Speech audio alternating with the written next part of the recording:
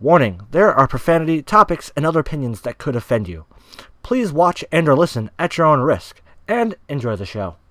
Hey guys, what's up? It's RDiK here, or Old School Duelist, or whatever you call me, and welcome back to another amazing episode of the Voidcast, where no topic is off the table.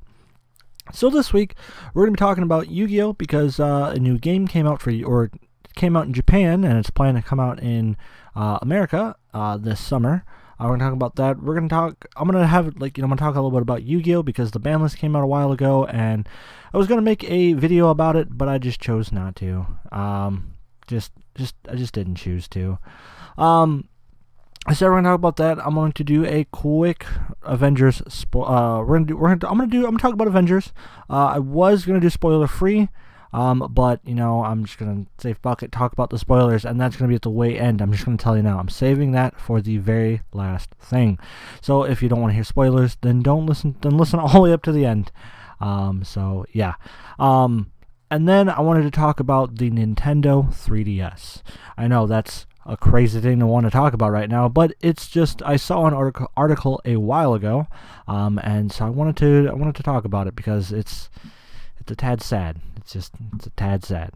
So if you're excited for all that and more, then stay tuned, guys.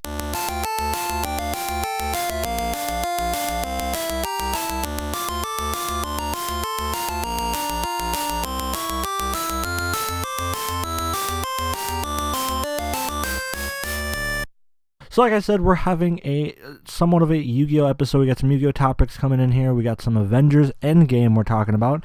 And we're also talking about the Nintendo 3DS. Before I jump into any of that, I want to do some housekeeping stuff.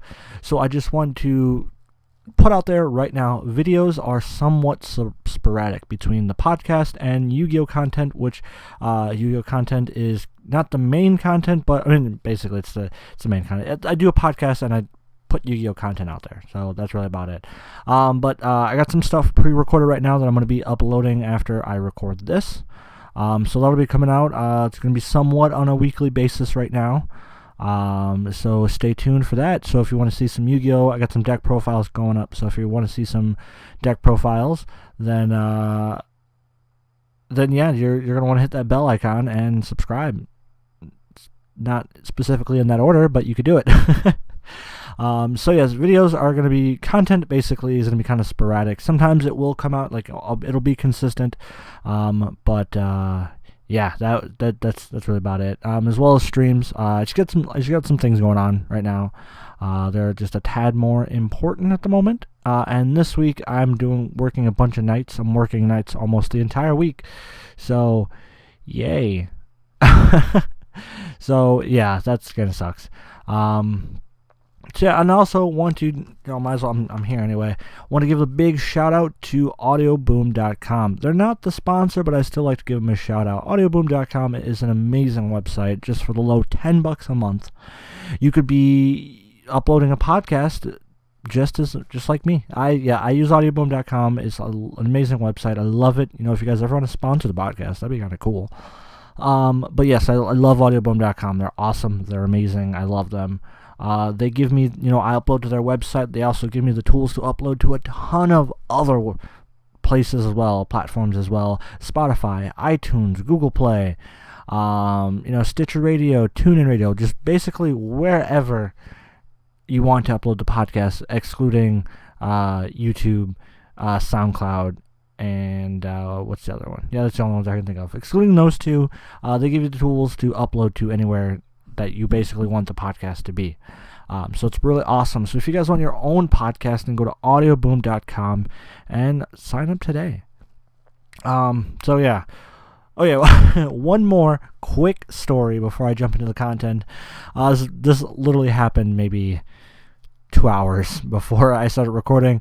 But I think my Xbox took a shit, and I'm very sad about that. I was just playing Smite with some friends, and then it just shut off, and then I tried turning on, then it shut off again, then I tried turning on, and I was like, oh shit. And the fucked up part is, I thought I smelled burning metal, like not like insane burning metal, but I smelt like a smell that was it was very faint, but it kind of smelled like burning metal, and I was I smelt it, and I was like, okay, this is weird. I'm going to keep playing the game. Nothing seems out of order. And then my Xbox shut off. Yeah, the fans never turned on. It got really hot. I literally had to solve the issue of it turning on and off so much, I had to unplug it from the back. So hopefully nothing's damaged. Hopefully it's fixed. And I don't have to go out and buy a new Xbox. Because that would fucking suck. Yeah. Because like, if I go out and buy a new Xbox, I'm not getting an Xbox One X. Those things are just way too expensive. They're fucking $500, and I just don't have the $500 to buy a new one of those. So I mean, if anything, I'd probably buy, like, if I did try to buy an updated Xbox, it would definitely be probably an Xbox One S.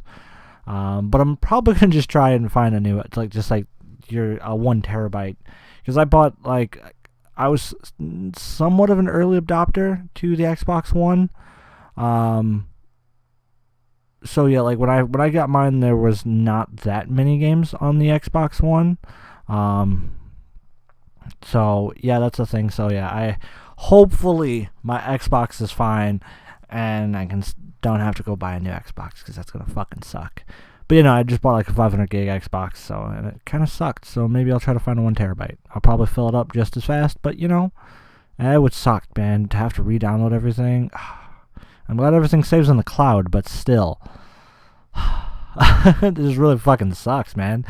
So hopefully, I still have my Switch to pat, like, until I do save up, and if that is the case, and I have to buy a new Xbox, I still have my Switch to at least play games on it, so I still have some type of video games, and I have my computer as well, so it's not that bad. And I can still play Smite with the guys, so that's always good to do, because Smite's on the Switch. So yeah, that's pretty cool. I'm happy about that. So yeah, that really sucks, man. It just really sucks, because I've had this Xbox for a long time. So if it is starting to die, I'm not surprised. I've had it a long fucking time. Yeah, it sucked. Hold on. Because this will basically how I'll be able to easily base it. When did Halo 5 come out? Halo 5 came out in 2015. Yeah, dude, I had this thing for 4 years. Shit, man. Yeah, for 4 years, yeah, my Xbox, it did me some good. So I'll keep you guys updated on that, on whether or not I need to buy a new Xbox or not. So yeah. So let's jump into the topics. So the first thing I wanted to talk about is Yu-Gi-Oh! Because Yu-Gi-Oh!, like I said, I love Yu-Gi-Oh! It is the other main content that I produce on the channel, on my YouTube channel, youtube.com/OldSchoolDuelist12. So yeah, so I'm very much well in the loop of, because I do post like a lot of competitive content. I post some casual content. I more so my content more so leans on the casual players, the casual fun players, because that's out there. But I do play competitively, so I do post competitive content. I do have like competitive decks. I do put money into the game. So yeah, the ban list is a thing. But yeah, no. Anyway, so the ban list came out, and that's basically what I wanted to talk about first. Is the ban list came out.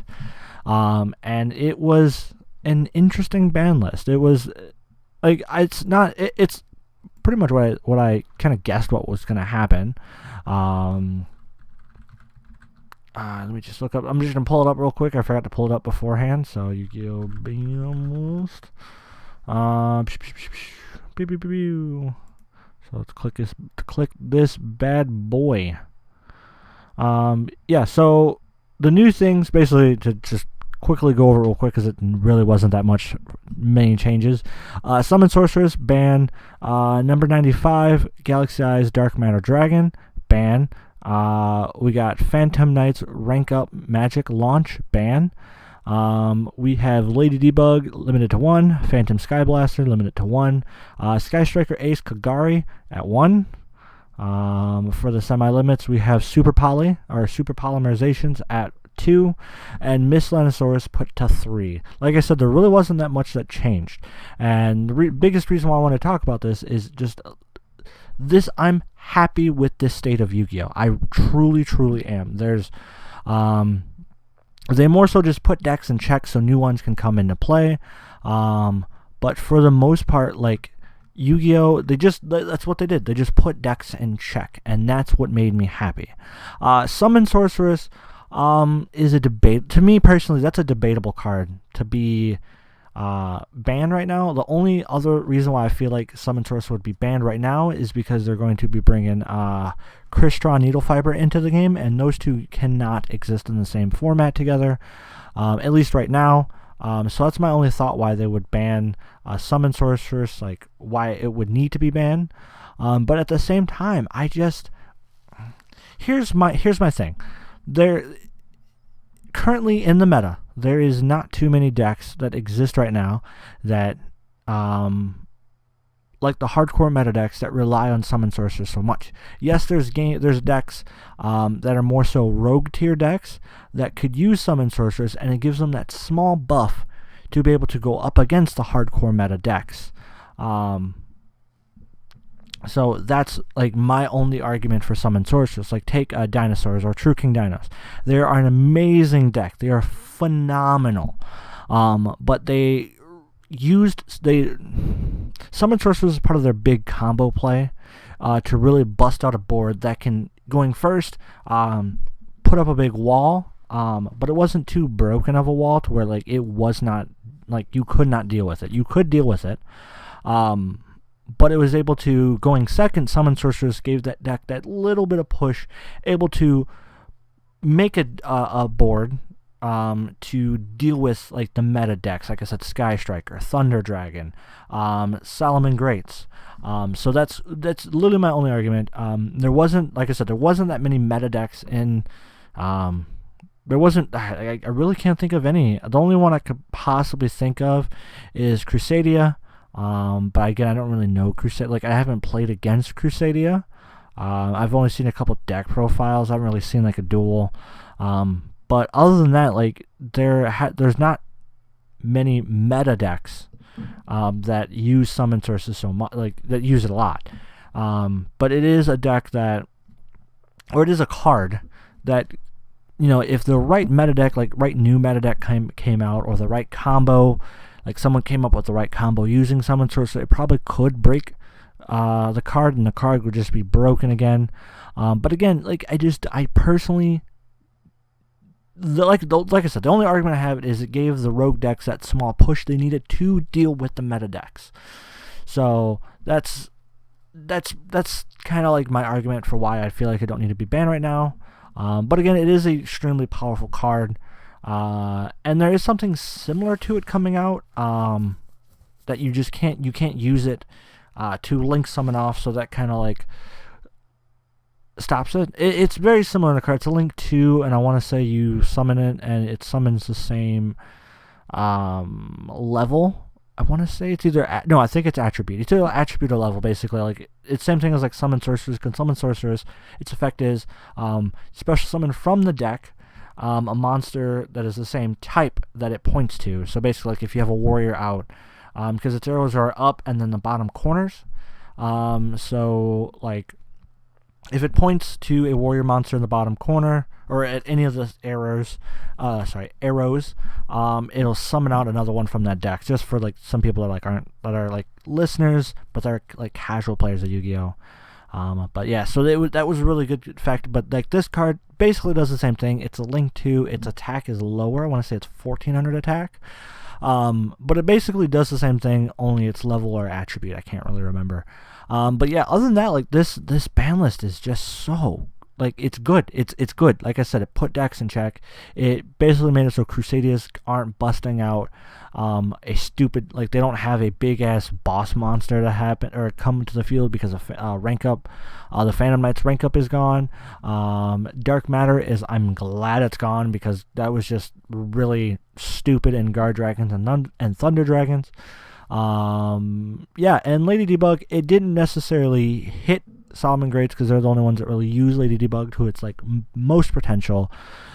Basically normal summon, search another Cyburst card, level 3 or lower.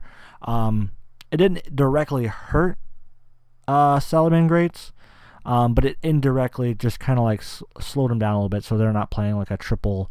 They're not playing like a triple search card, a +1 basically. And then Sky Striker, Ace Kagari.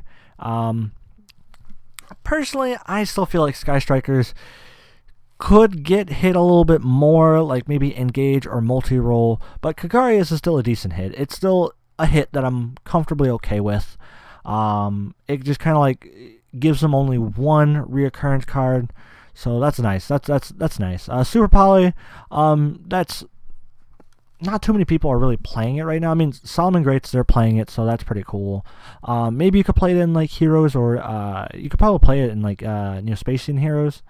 So that's interesting. And the MiS-Lanosaurus, oof, for the people that follow my Yu-Gi-Oh content, I fucking love dinosaurs. I love heroes. They're going to be by far my, like, elemental heroes are always going to be my favorite archetype ever. But dinosaurs, for like a competitive standpoint, dinosaurs are always going to be my favorite, like, competitive play archetype. I love them. MiS-Lanosaurus put to 3 fucking makes True Kings or True King Dino just so much better because of the fact that you can use MiS-Lanosaurus. Like, it makes the Fire True King so much more useful, and then you don't have to be like picky with your plays. When you use MiS-Lanosaurus, like, you can't be like, well, I'm going to use MiS-Lanosaurus to summon the Fire True King, but now I'm not going to get his effect. His effect will be kind of like wasted later.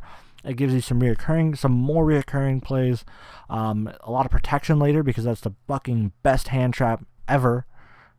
Just me personally, I love MiS-Lanosaurus. This is the best dinosaur. It is an amazing hand trap for amazing protection. It gives, I mean, to me personally, I feel like True King Dinos are more consistent. They're just a lot more consistent, and MiS-Lanosaurus, True King Dinos are more consistent than Lost World Dinos. Lost World Dino is still really, really good. But without that summon sorcerer, it does kind of hurt Lost World Dinos a little bit. But True King Dinos with triple MiS-Lanosaurus, I fucking love it. So I'm happy. I'm really happy about MiS-Lanosaurus. The only thing we really need back is Lithothagim, the Earth True King, basically.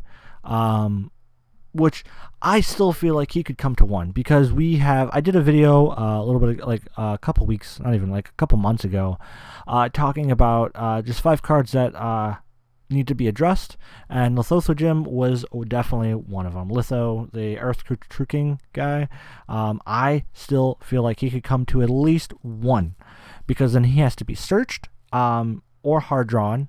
There's not like the consistent of, playing the 3.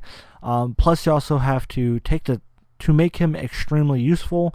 You're going to need to take deck space of at least 3 to 5 cards of just the babies, just to make Litho really worth it. Plus, also it'll give the deck a shit ton of support. Like, you can keep Denlong Bam. You can keep Denlong Ban. I'm totally okay with that. But Litho just gives this deck so much, just being able to deal with the deck.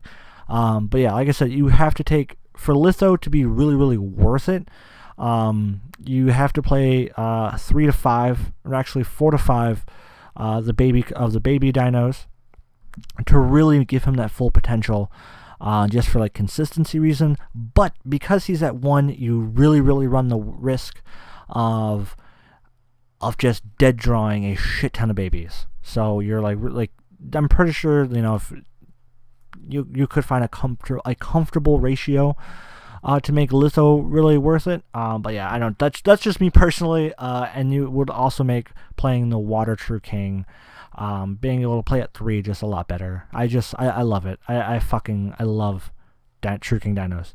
I just want Litho. Denlong can stay blind. Like, keep Denlong out of here. I don't care about Denlong, even though Denlong was stupid good. Denlong can stay banned. I'm happy with Denlong staying banned, but, give me my Litho. Give me my fucking Litho. So enough about the ban list. Let's move on to the video game. So the Konami made a new video game, Yu-Gi-Oh! Legacy of the Duelist Link Evolution. Now, Legacy of the Duelist Link Evolution is more of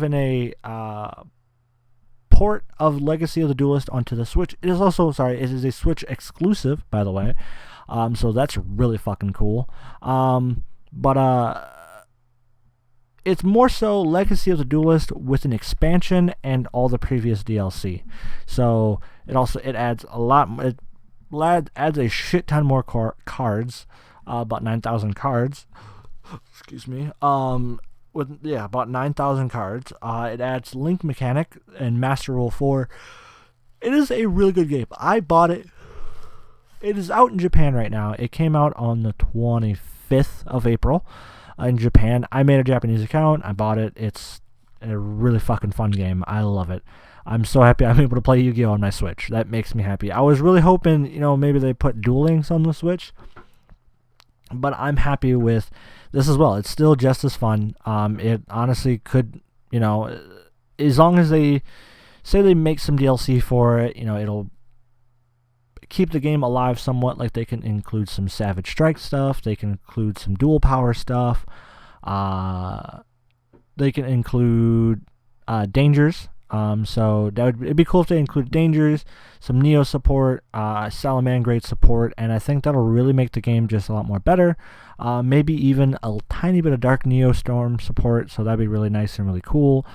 So yeah, it's really cool. It's really fun. So yeah, it's a really good game. It comes out this summer in the West, but you could buy it now from the Japanese store because it is not because since the Switch is not region locked, the game has English text as well as a bunch of other languages text built into it. So you could definitely buy it now. It's pretty awesome. It's a small process. You can go look up a video on how to download it yourself. I don't want to go into it right now. It's a little bit of a process. Maybe say roughly 30 minutes of your day you could probably put and you could probably get it. So yeah, it's a really good game. I love it. I enjoy playing it a lot. So yeah, but my gripes about the game. So here's my gripes about the game. Not so much the ban list, because I'm going to touch, since I just talked about the TCG ban list. The ban list in this game, as well as a lot of other Yu-Gi-Oh games, they make a more so like basically a world's ban list. The best way to use it is because the game is a worldwide game, so they have to include things from the OCG, include things from the TCG. So basically Japan's ban list and America's ban list.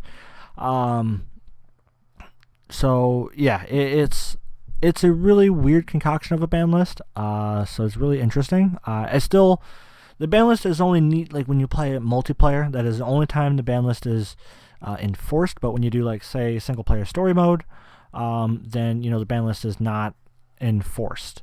So it's definitely different for me. When I think about the ban list, I am nowhere near close to getting the ban list or like creating a deck off the ban list. I'm more so just kind of like making a makeshift deck for now. Because you go through the story of all the different series, and Vrains only has 3 duels, which is kind of shitty, but it's whatever. But it has all of Arc V, like all the DLC from Arc V, so that's awesome. Yeah, the game is really fun. I love the deck. I love the game. My other gripe about the game is right now it just kind of like crashes at random. Oh shit, I never plugged my Switch in. Give me 2 seconds. Totally meant to plug it in. I never did. Because like it was dying, and then I was like, oh, now I need to, it's dying, I'll record a podcast real quick. Whatever. Anyways, sorry about that. Sorry about the awkward cut. Anyways, what was I saying? Oh yeah, it is, for the beginning of the game, it is a lot of grinding, and that's frustrating to me. It's a tad frustrating to me. Because to get cards, you kind of, they give you, like, you can play, they give you a basic starter deck, and you go play through the stories. You can use the story quest, or like the deck for the in-game story, for that particular moment, because you literally will play the deck, from that moment in the show. So like if you're doing like Yugi versus Seto Kaiba, the first duel, like the first like duel they had, when say Kaiba came in and stole his grandpa's blue eyes, you're literally playing the deck. It's not exact, but it's the same idea of the deck is there. So you're trying to go for like Exodia to win the duel. So that's pretty cool. Plus, you can also once you beat it, you can do reverse. So then I would be playing Seto Kaiba. I would be Seto Kaiba playing against Yugi, and you can also use your own deck as well. You can use your own deck for the first time playing through it, so that's kind of cool. And yeah, kind of my deck right now is kind of a hodgepodge of like Cybers and Mech Knights, so it's really interesting. And here's what like. It uses Master Rule 4, so you need to have Link. So there's only like the extra deck zone and all that fun stuff. That's used throughout the entire story, like the entire single player, which kind of sucks because you could be like, say you're doing like XYZ or like Pendulum, or you're doing like what is it, like Arc 5, and you'll Pendulum summon, but you only have one extra deck monster zone, so it kind of like that's extremely stupid to me. I feel like if you're using your own deck, then you should use Master Rule 4.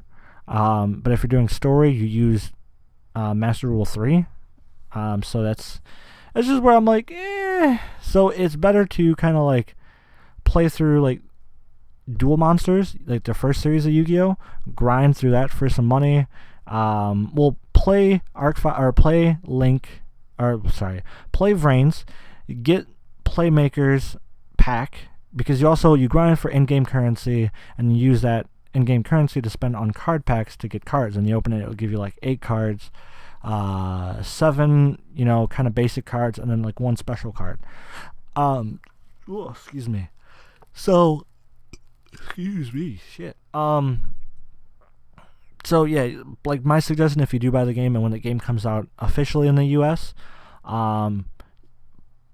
play through Duel Monsters, like the first series, grind that for a second, because you don't really have to worry about the extra deck monster zone that much. Every once in a while, like there's a duel where they're like, yeah, your big win condition is the fusion monster, the one fusion monster, but like I said, you don't have to worry about it that much. And then once you grind through it, you can just play through Playmakers a lot, get a lot of cyber stuff, or like more so Link decks. Build a Link deck and then just use your own deck throughout the rest of the game to grind. Yeah, it's pretty fun. And like it's all your thought, like if you know Yu-Gi-Oh, like the series, the different character packs are pretty obvious which ones are where. Plus there's also random stuff spread out everywhere, like just like your meta cards, because eventually I am going to build a meta deck, but your meta cards are more so kind of spread out throughout all the packs to kind of like make you work for it. So that's kind of cool. What meta deck I'm going to play? I don't know, because the ban list is all fucking weird, man. Like, here's a perfect example. What is it? MiS-Sinosaurus, Oversoul Oviraptor, or Soul Eating Oviraptor, they're both at 1. Fossil Dig and Baby Ceratosaurus, they're both at 2. Which is just fucking bonkers to me. So yeah, fuck dinos, basically. So my my first deck that I'm going to build, that's going to be just like a combo heavy deck, is going to be 60 card Zombie Sworn Dinos. So I have to do a lot of fucking grinding. I'm slowly getting there for what I need. And also I'm also going to build Goki. Like, I'm going to build Band Goki for the playing through, because once I get like later into the game, into the story, I'm definitely going to hit those hardcore decks. So yeah, and I kind of need a hardcore deck. So yeah, I'm excited for that. Like I said, the game is really, really fun. I love playing it. So if you want to go through the 30-minute process to buy the game, I definitely suggest doing it. If you have any questions, go ahead and hit me up on Twitter at OSDuelist12. Just tweet at me and then I'll DM you. So yeah. Moving on to the next thing, we're going to talk about the Nintendo 3DS. So I read an article a little bit ago, and it was about basically the end of the 3DS. So officially, because I checked before I started recording, officially the last announced Nintendo produced game, was Kirby and Epic Yarn. So that's sad. Like, as of right now, they have no other games planned. Like, Nintendo has no other games planned for the 3DS. Obviously, there's still going to be a couple third-party games that are going to come out, say the eShop or something random. But yeah, it's it's sad as shit. It really fucking sucks. It makes me sad. I mean, like the Nintendo the Nintendo 3DS definitely had a long lifespan of just so many amazing games. It has still an amazing library, and for any like late bloomers to the 3DS, they have a massive library to play through. But yeah, it's. I pictured that Nintendo was going to try and push one more this summer, which I feel like they still might. Like, I just have a feeling this summer they'll put out the final game and they'll announce it as the final game. But as of right now, it's fucking dead. I called it last year. Well, not last year. Was it last year or earlier this year? I can't remember. But basically, Pokemon Sword and Shield was announced earlier in February. And to me, that was the announcement for the 3DS's death. And why I say that is there's going to be one more Worlds this year on the 3DS for Pokemon. Because that is, to me, that is the only game that is kind of, and I've talked about this before, it is the only game that is like still continuously played on the 3DS. And like is going to have a long lifespan, and that's because of Pokemon, and that's literally it. Like that's the only reason why the 3DS is still irrelevant somewhat is because of Pokemon.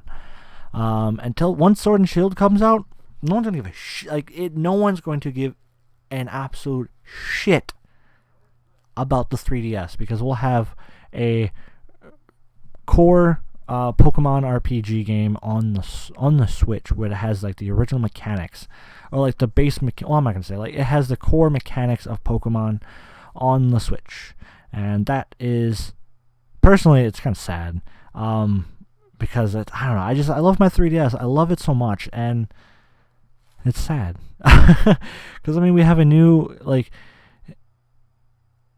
Ah, man, and like this Yu-Gi-Oh game is kind of like the nail in the coffin. Yes, the Yu-Gi-Oh game that is on the 3DS is fucking horseshit. It is just a horrible Yu-Gi-Oh game. It's good for for maybe like a day or two of fun, and then you're like, okay, well, what do I do now? Because like you could put no ban list and then just build like stupid decks. The storyline for it, literally you could beat in a day. You could beat it. You could probably get maybe 2 or 3 playthroughs of it, and then just get bored of it. And there's no multiplayer, so that's literally what kills it right there. There's no fucking multiplayer. So that fucking horseshit. This new Yu-Gi-Oh game has fucking local multiplayer. Eat fucking ass, bro. Like that's fucking amazing. That is so fucking amazing that it has local multiplayer. So like I could get like James and be like, yo, let's play some fucking Yu-Gi-Oh, man, and we could play together. We haven't been able to do that since the fucking Game Boy. Wait, no, there was a game on Nintendo DS. It was a Duel Academy one. That, and there was the 5Ds one. Those had local multiplayer. So we haven't been able to do that for a long fucking time. For local multiplayer, so it's kind of. I'm glad. I'm happy with the new Yu-Gi-Oh game, but it's also sad for to see the 3DS go, man. Pokemon Smash is on the Switch. Pokemon's coming to the official core RPG mechanics. Pokemon's coming to the Switch, and we already have a Pokemon game on the Switch that's an okay Pokemon game. We also have what the hell is the name of it? We have Monster Hunter on the Switch, so that's fucking cool. We have Mario, we got Splatoons, so yeah, just, Switch is just taking over. It's fucking taking over, man. So yeah. It really sucks. But yeah, that about does it for the other topics. So I'm going to be moving on to Avengers Endgame spoilers. And it'll be in the title. For Avengers Endgame spoilers, so don't worry, I'm not fucking tricking anybody. Yeah, I'm excited to talk about this. I saw it, so we're gonna jump into this. If you're gonna be leaving the podcast right now, then thank you guys for watching and listening. Go to Twitter at OSDuelist12. Tell me how you like the show. Don't forget to like, share, and subscribe. Have a wonderful, beautiful night, day, thing, or whatever. But we're moving on to Avengers Endgame spoilers. This is your last and final warning to listen to the podcast and not be spoiled for Avengers Endgame, because I'm going hardcore into spoilers territory. So I'll give you 2 seconds right now. Alright, so Avengers Endgame is fucking amazing. I fucking love that movie so goddamn much. It is, as of right now, it is my fucking top movie of 2019 right now. Holy fucking shit. Until I see Spider-Man Far From Home, fuck yeah, bro. So the movie starts off so it is probably the best Marvel movie intro I've ever seen. Like, it just fucking just hits home, bro. It fucking hits home. Starts off, you got Hawkeye, he's teaching his daughter to shoot a fucking arrow because he's on house arrest. His wife and his kids, they're fucking setting up lunch. Fucking arrow shoots. Boom. They're fucking gone. He fucking loses his shit. Oh my god. I was like, shit, bro. And then, like, the whole movie, it is, they kill Thanos. They kill Infinity War Thanos so early in the game, or so early in the movie, that you're just like, okay. He says, like, Thanos is just like, yeah, I destroyed the crystal, or I destroyed the stones. That's why I'm a weakling right now. I'm gonna die. I was like, whoa! And then fucking Thor just chops his head off. Boom. You're like, okay, well, what the fuck else am I gonna watch in this movie, man? And then it's a fucking slow burn. That's what it is. It is a literal slow burn into, like, just what else is going on, man. I'm gonna say, like, Ant-Man, the theory, like, the biggest theory that was running around was, Ant-Man, because it showed in one of the trailers, Ant-Man, he got out of the, this is also Ant-Man and Wasp, spoiler. At the end, it shows that Ant-Man goes into the quantum realm, and then he gets out somehow, and just kind of shows up. And how he gets out of the quantum realm is, debatable. It is extremely debatable on how the fuck that works, or how he just got that lucky, but whatever. It's movie. They have to come up with some type of way to make it legit. Yeah, so that's a thing. Also, before I jump into, Ant-Man's whole thing, I wanted to quickly take a note on, you could go into this movie and not fucking watch Captain Marvel, to be completely honest. Like, she just kind of exists for a couple of, like, things. Like, just a couple of just reasons for other things to happen. Like, Tony Stark and Rocket, they get stuck in space. Captain Marvel is the reason, like, kind of shows up, pushes the ship back, and that's kind of like what saves Tony Stark and Rocket. No, not Rocket. Because Rocket dies. What is it? Tony Stark and Nebula. That's their name. So yeah, that's kind of just like they used Captain Marvel as the excuse to save him. Makes sense. I'm not complaining about that. It's probably the best way they could have done it, to be honest. For, like, that scenario, I don't see how else they could have done it, except for, like, they just run across another spaceship. Boom! They got it working! Because they're, like, kind of stranded. Like, they're stranded in space. So, yeah. And then, like, the only other scene where Captain Marvel, like, she kind of, like, shows up, says, I'm gonna be gone for a while. Deuces, my dudes. And then she kind of, like, leaves all up until, like, the end of the movie with the big fucking final fight scene, which I'll get into later. But other than that, Captain Marvel doesn't fucking do shit in the fucking movie, to be honest. So, yeah, moving back to Ant-Man, he kind of, like, the theory was that he was going to go into, like, everybody who got dusted in Infinity War is in the quantum realm. And so Ant-Man goes in there, saves them all, blah, blah. That's kind of the idea. That basically, they were going to use they used the quantum realm as a time travel idea, because according to him, he was only gone 5 hours, but everywhere else he was gone 5 years. So it becomes a time travel movie, which at first I was kind of like, oh, so we're doing a bunch of time travel. Okay. But the way they do the time travel, because a lot of times when movies and franchises, when they do a time travel thing, it kind of just resets everything and kind of, what is it? They're just like, well, we wanted to go for a more different approach, so we're going to use time travel to fix everything, to set it how we want it to be. They did not do that. They didn't fucking reset shit. They did it extremely, extremely well, which blows my mind how well they use time travel in such a good way. And that is, they traveled back to a bunch of different movies to get the old time stones because the time stones were destroyed. So they were picking them up picking them up in different time zones or different points in the series. So they went back to older movies. That was just fucking cool. I was like, hell yeah, bro. And then they kind of just came back and they're like, they were like, oh, we're going to put them back exactly when they got taken. So it's like it never even happened, because they had that power to.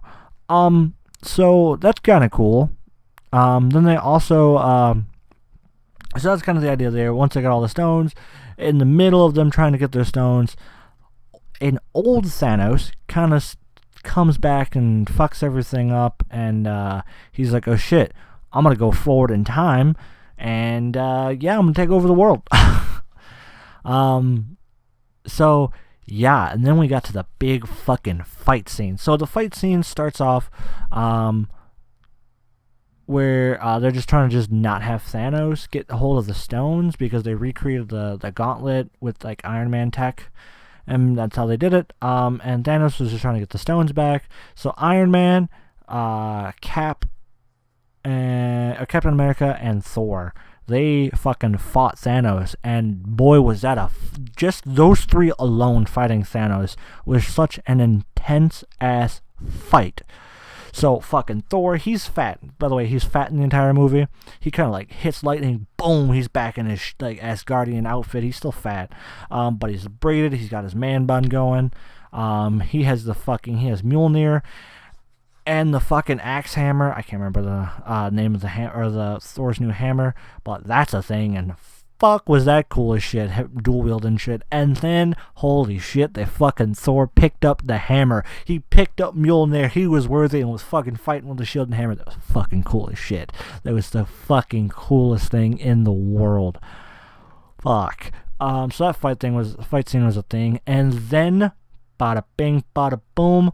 We got Falcon. He says, on your left, Cap. And that was just like, holy shit. And then portals start opening, and you're like, oh, fuck.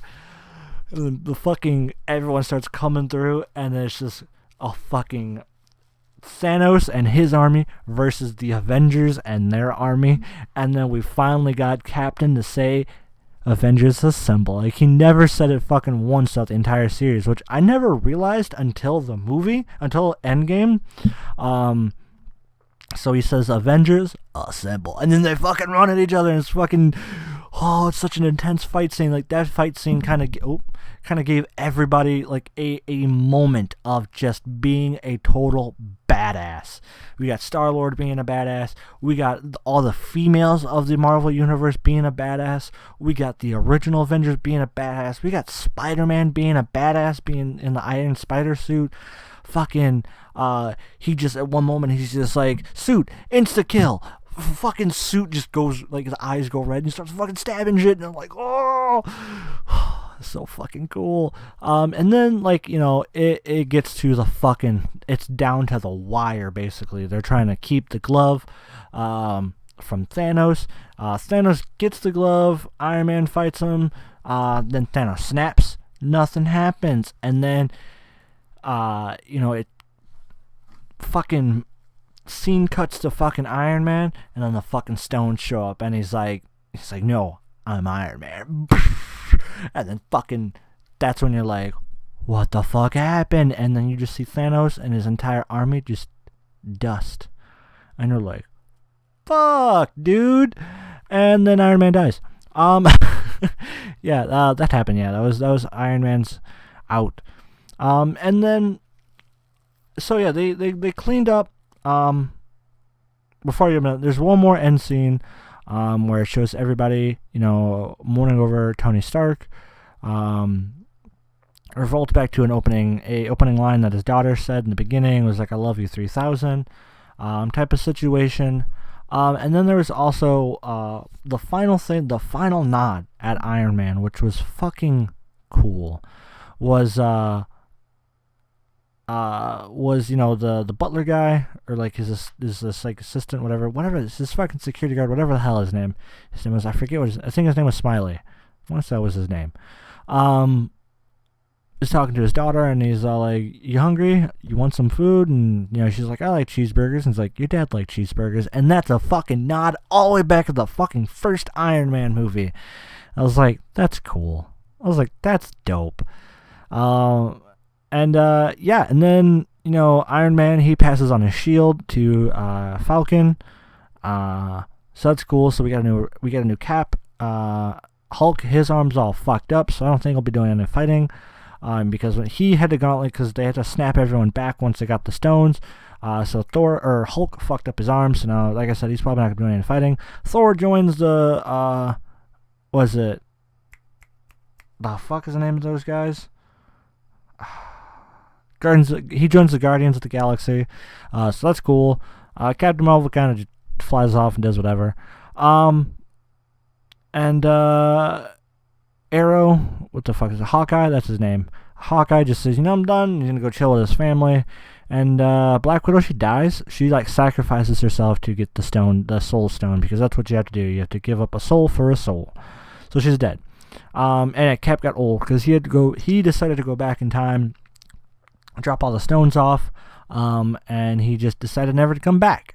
And then he just grew old, and yeah. So it was like, overall, it was a fucking phenomenal movie. Just so many nods. Definitely was just, it was a lot. It was a lot to take in, and you're just like, the whole time you're like, fuck yeah. So when I eventually go see it again, because I want to see it in theaters one more time before I see it at home. Yeah,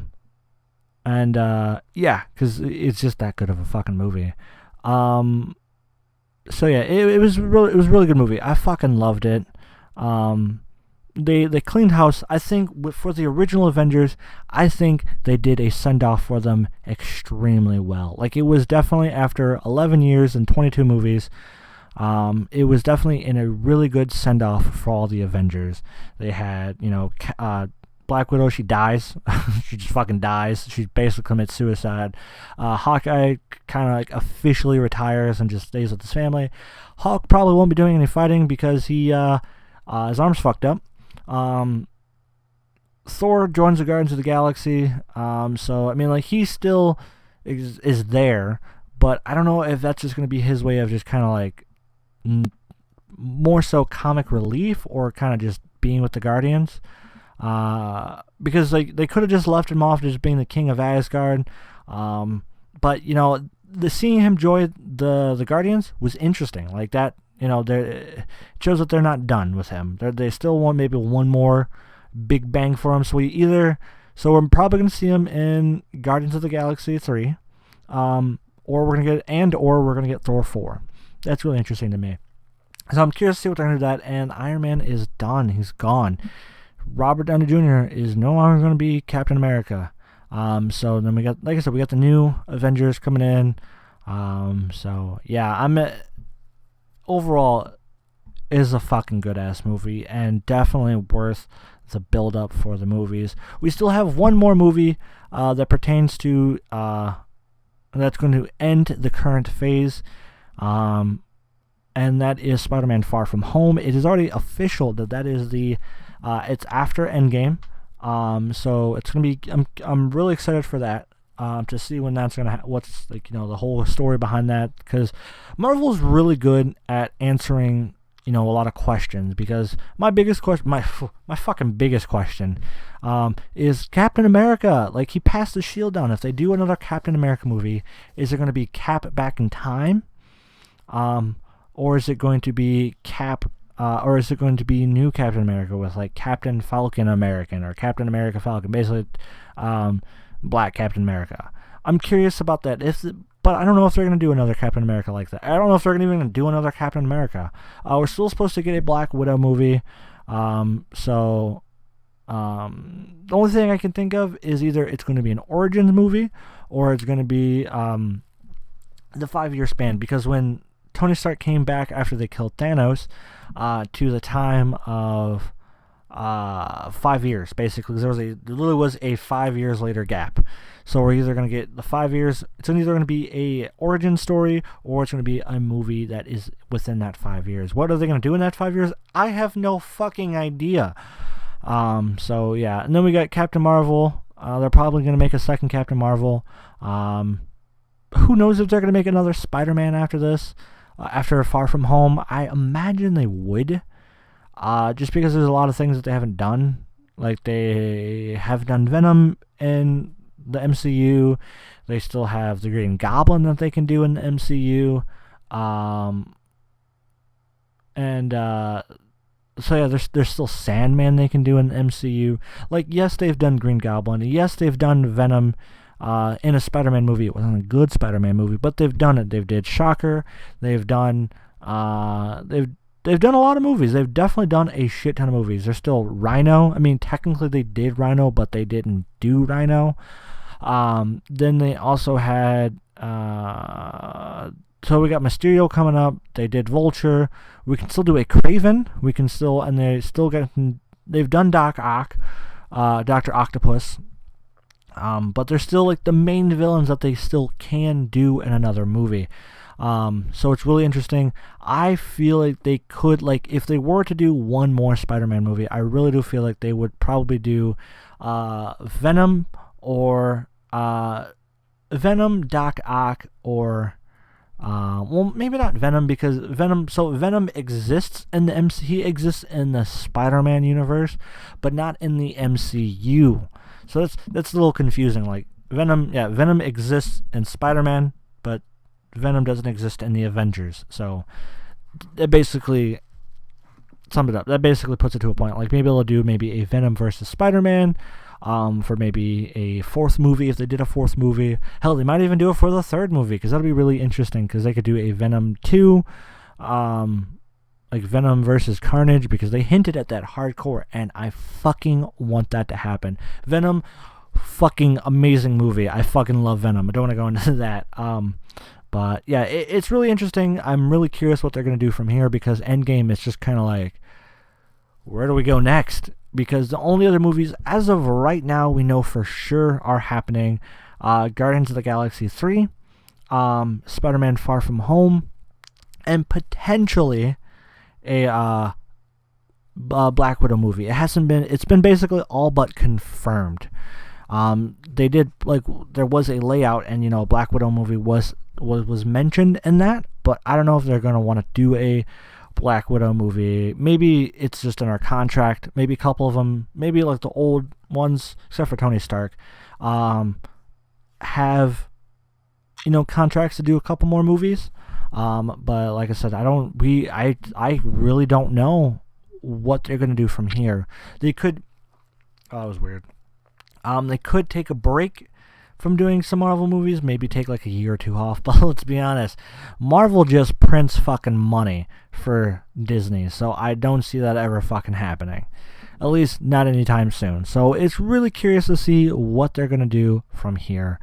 So all we can know is what's going to happen. What the next step is Spider-Man Far From Home. So I'm excited for that. So if you stayed this long into the podcast, I thank you so much for listening. Whether you didn't care about spoilers, have seen the movie, or has seen the movie and just was curious about what I thought about the movie. So yeah, thank you guys for watching and or listening to this week's episode of the Voidcast. Thank you guys so much. Don't forget to subscribe. Hit me up on Twitter. Tell me how you like the episode. Stay tuned for some Yu-Gi-Oh content coming up in the next couple of weeks. And have a wonderful, beautiful night, day, thing, or whatever.